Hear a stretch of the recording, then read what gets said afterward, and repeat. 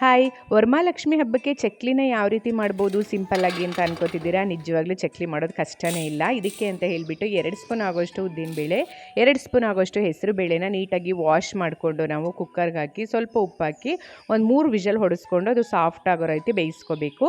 ಇವಾಗ ಒಂದು ಬಾಣಲಿನಲ್ಲಿ ಅಕ್ಕಿ ಹಿಟ್ಟು 2 ಲೋಟ ಹಾಕ್ಕೊಂಡು ಈ ರೀತಿ ಬಿಸಿ ಮಾಡ್ಕೊಂಡಿದ್ದೀನಿ. ಜಾಸ್ತಿ ಹುರ್ಕೋಬಾರ್ದು, ಒಂದು ಮೀಡಿಯಮ್ ಆಗಿ ಹುರ್ಕೋಬೇಕಾಗುತ್ತೆ. ಅದೇ ಲೋಟದಲ್ಲಿ 3/4 ಲೋಟ ಆಗೋಷ್ಟು ನಾವಿದಕ್ಕೆ ಮೈದಾ ಹಿಟ್ಟನ್ನು ಕೂಡ ಹಾಕ್ಕೊಂಡು ಫ್ರೈ ಮಾಡ್ಕೊತಿದ್ದೀನಿ.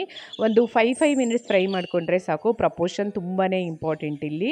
ಇನ್ನು ಅರ್ಧ ಲೋಟ ಆಗೋಷ್ಟು ಚಿರೋಟಿ ರವೆನೂ ಕೂಡ ಈ ರೀತಿ ಹಾಕ್ಕೊಂಡು ಫ್ರೈ ಮಾಡ್ಕೊಂಡಿದ್ದೀನಿ. ಇವಾಗ ಇದನ್ನು ಆರೋದಕ್ಕೆ ಬಿಟ್ಬಿಡಬೇಕು. ಬಿಸಿ ಬಿಸಿ ಇರಬೇಕಾದ್ರೆ ಐಟಮ್ನ ಆ್ಯಡ್ ಮಾಡಬಾರ್ದು. ಇವಾಗ ಎಳ್ಳು, ಸೋಂಪ, ಜೀರಿಗೆ, ಚಿಲ್ಲಿ ಫ್ಲೇಕ್ಸು, ಸ್ವಲ್ಪ ಅಚ್ಕಾರದ ಪುಡಿ, ಉಪ್ಪು, ಸ್ವಲ್ಪ ಕಲ್ಲುಂಜಿ ಕೂಡ ಆ್ಯಡ್ ಮಾಡಿದ್ದೀನಿ.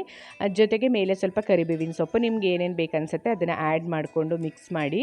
ಇವಾಗ ಒಂದು 2 ಸ್ಪೂನ್ ಆಗೋಷ್ಟು ತುಪ್ಪನ ಹಾಕ್ಕೊಂಡು ಬಿಸಿ ಮಾಡಿಕೊಂಡು ಈ ರೀತಿ ಇದನ್ನು ಮಿಕ್ಸ್ ಮಾಡ್ಕೋಬೇಕು. ಜೋಪಾನವಾಗಿ ಬಿಸಿ ಮಾಡ್ಕೋಬೇಕು. ಬೇಕಾದರೆ ತುಪ್ಪ ಬಿಸಿ ಇರುತ್ತಲ್ವ, ಕೈ ಸುಟ್ಟೋಗೋ ಚಾನ್ಸಸ್ ಇರುತ್ತೆ. ಇವಾಗ ಬೇಯಿಸಿರೋ ಅಂತಹ ಮಿಕ್ಸ್ ಇರ್ತಲ್ವ ಹೆಸರುಬೇಳೆ ಉದ್ದಿನಬೇಳೆದು, ಅದನ್ನು ಕೂಡ ಇವಾಗ ಆ್ಯಡ್ ಮಾಡಿಕೊಂಡು ನೀಟಾಗಿ ಮಿಕ್ಸ್ ಮಾಡಿಕೊಂಡು ಕುದೀತಾ ಇರೋಂಥ ಬಿಸಿನೀರನ್ನ ಹಾಕ್ಕೊಂಡು ಇದನ್ನು ನೀಟಾಗಿ ಕಲಿಸ್ಕೋಬೇಕಾಗತ್ತೆ. ಕಲಸಿದ ನಂತರ ಹಿಟ್ಟನ್ನ ಆರೋದಕ್ಕೆ ಬಿಡಬಾರ್ದು. ಇವಾಗ ಸ್ವಲ್ಪ ಸ್ವಲ್ಪನೇ ತೊಕ್ಕೊಂಡು ಈ ರೀತಿ ನೀಟಾಗಿ ನಾದ್ಕೊಂಡು ಅದನ್ನು ನಾವು ಚಕ್ಲಿ ಒಳಗೆ ಹಾಕ್ಕೊಂಡು ನಾವು ಚಕ್ಲಿ ಮಾಡೋ ಅಂಥದ್ದು. ಸೀರಿಯಸ್ಲಿ ತುಂಬಾ ಸಿಂಪಲ್ಲು ಮಾಡೋದು. ಎಷ್ಟು ಚೆನ್ನಾಗಿ ಬರುತ್ತೆ ಗೊತ್ತಾ? ಒಂದು ಸ್ವಲ್ಪ ಮುರ್ಕೊಳ್ಳೋದು ಇಲ್ಲ, ಜೊತೆಗೆ ಕ್ರಿಸ್ಪಿನೆಸ್ ಕೂಡ ಹಾಗೇ ಇರುತ್ತೆ. ಅಷ್ಟು ಚೆನ್ನಾಗಿ ಬರುತ್ತೆ. ಮಾಡೋದು ಕೂಡ ತುಂಬಾ ಸಿಂಪಲ್ಲು.